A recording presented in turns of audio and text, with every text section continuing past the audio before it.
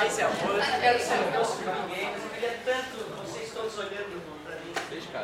Muito obrigado, muito obrigado. Oh, que lindo. Mas é um dia fúnebre, na verdade, porque sexta-feira que vem eu não dou aula! Como é que eu vou terminar essas apostilas, cara? Por isso eu tenho que agilizar. Vou fazer um exercício. Não, mas Página 45. Ô galerinha, ó, pra galera ali do lado, eu fiz a 60. A 60. Eu vou fazer a 59, que ela tem a mesma filosofia. Só que como ela não tem tantas questões como a outra, eu vou levantar algumas questões a mais aqui durante a resolução. Um observador situado no ponto O recebe ondas emitidas por duas fontes situadas em A e B, idênticas, que emitem em oposição de fase. Que história é essa de as fontes emitirem em oposição de fase? Beleza. Em fase. Em oposição de fase. Tudo bem para vocês? Tranquilo. Tu vê, né, cara? Onda sonora, ele falou, né? Fonte sonora. Então não deveria ser observador, deveria ser escutador, se a gente for pensar, né? Beleza? Mas a gente sempre vai chamar de observador, por mais que o cara esteja escutando e não olhando. Tudo bem? Ele falou as distâncias, ó, duas distâncias pelo menos, está claro que deve ser um triângulo retângulo, ele não afirmou, mas, né? Ao que tudo indica, é isso mesmo. A velocidade de propagação do som emitido pelas fontes é de 340 metros por segundo. É uma informação bem realista, como nós veremos na continuidade da aula. E a frequência é 170 Hz, também realista, como veremos. No ponto O ocorre interferência... Pois não. Deixa eu te perguntar um negócio. Sim. É porque na assistência do Fábio ele falou um fenômeno lá que sabe quando você entra na sala de boi? Tem nome isso, não tem? Sim. Daí eu não lembro de ter falado. Pois é, eu quis exemplificar a difração. Para ser difração pura, o ideal é ter um muro e não ter teto. Porque aí se tu escuta outra pessoa do lado do muro, é porque obrigatoriamente o som contornou o muro. Quando eu berro com vocês ali fora, tem outro fenômeno envolvido. Porque o som se reflete nas paredes, entendeu? E vai preenchendo o ambiente por reflexão também. Beleza? Mas essa história de uma onda conseguir contornar um obstáculo é chamado difração. E qual é a explicação para difração? É que cada frente de onda funciona como uma fonte de novas ondas, chamado princípio de Huygens, dependendo da pronúncia. Beleza? Ô galerinha, parabéns, obrigado, tá? Obrigado por ter me lembrado disso. Hoje nós vamos lembrar um outro fenômeno. Mas outros fenômenos. Primeiro, galerinha, alguém lembra como é a ideia para eu saber se aqui vai ter interferência construtiva ou destrutiva? Imagina assim, ó, duas ondas em fase inicialmente. Que distância é essa aqui mesmo, de crista até crista? Lambda. E de crista até vale, então? Obrigado. Vocês percebem que se eu pegar uma das ondas e deslocar elas, lambda, elas continuam em fase? Fica fácil de enxergar isso? Observa, se eu pegar essa onda aqui e tirar ela dessa posição, ó, minha mão esquerda, e jogar ela para cá, vai continuar crista com crista, né? Concorda comigo?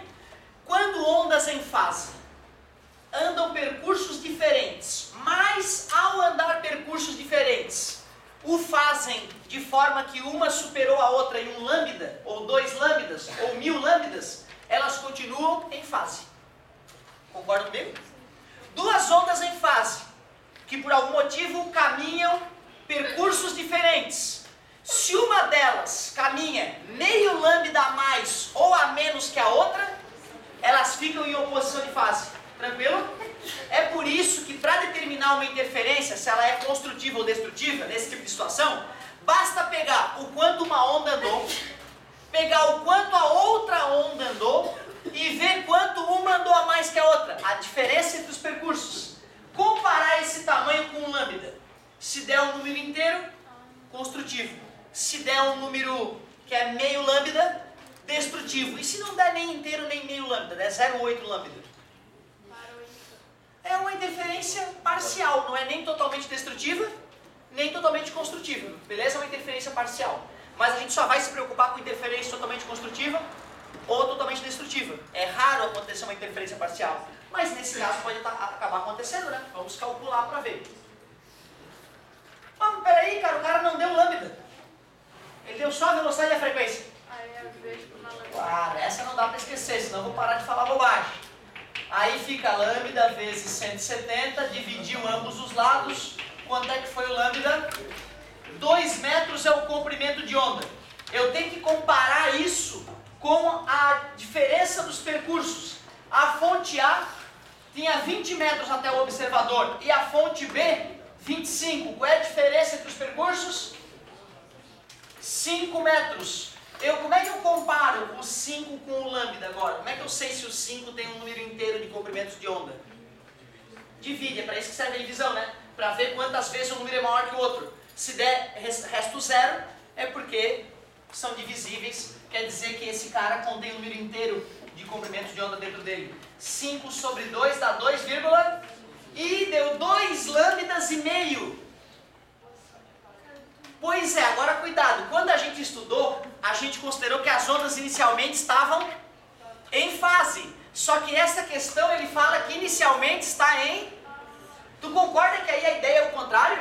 Se as ondas originalmente estão em oposição de fase, se elas andam lambda metros, continuam em oposição de fase.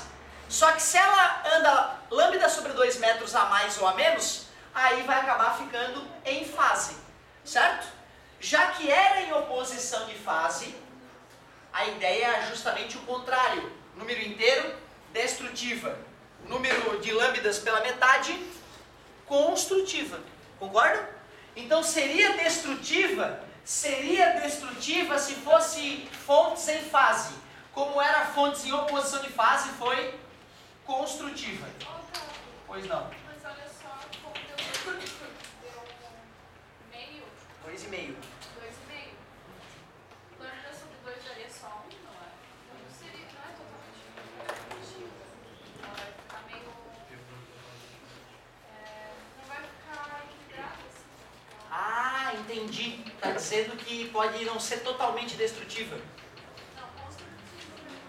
Não, é totalmente construtiva. Está dizendo que pode ser parcial.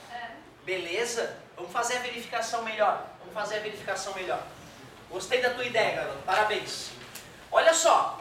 As ondas, quando foram geradas, elas estavam em oposição de fase, certo? Ou seja, era assim, eu vou fazer uma numa cor, outra noutra. Concordam que elas estão em oposição de fase? Crista parelhada com vale? Pelos nossos cálculos, que tamanho tinha de crista até crista? 2 metros. O que aconteceu é que uma andou 2 lambdas e meio a mais que a outra. 2 lambdas não mudaria nada, vocês concordam comigo? 2 lambdas muda e continuafica assim. Concordam? O problema é meio lambda, né? Vamos mexer meio lambda. O que é meio lambda? 1 metro, não é? Se eu mexer 1 metro, pô, pensa bem, se isso aqui é 2 metros, 1 metro é a metade. Concordam? Eu vou pegar esse ponto e vou deixar ele aqui, ó. Quando eu fizer isso, vê se tu concorda comigo. Vou fazer pontilhada, então. Vai dar exatamente em fase mesmo, né? Beleza? Então é isso mesmo, ó. A gente comparava o lambda sobre 2, porque aí se der inteiro, já está dizendo que vai dar, que é 2 lambda, 4 metades de lambda, ou seja, vai dar 1 lambda inteiro, 2 lambdas inteiros. Eu entendi a tua colocação, eu entendi. Por isso que às vezes é bom o cara fazer o desenho, que o desenho fica palpável, entendeu? A matemática às vezes ela fica abstrata. Eu mesmo às vezes, aí eu poderia estar errado, eu assim não, vou observar, vou analisar a observação dela, já comparei com lambda, não com lambda sobre 2 como anda a fórmula, sacou? E aí o desenho deixou muito claro que não, a interferência é totalmente construtiva mesmo. Qual era a letrinha? Eu agradeço a colocação. Fica à vontade. Qual era a letrinha? Construtiva. E a frequência da onda resultante? Ah, tu vê, ó. E com isso, com essa outra colocação, ele está nos deixando claro que na interferência a frequência é a mesma. Até porque eu brinquei com vocês, né? A frequência, a carteira, a identidade da onda. Concordam comigo? Então, ó, essa questão ela é muito parecida com a 60, só que a 60 é um pouco mais abrangente. Então vale a pena depois tu arriscar a 60 que eu fiz com os colegas. E agora, eu declaro encerrado o volume 6 e que venham muitos outros! Ah! Sim! Mas relaxa que a matéria é a mesma. Fica tudo igual. O nome da matéria é acústica.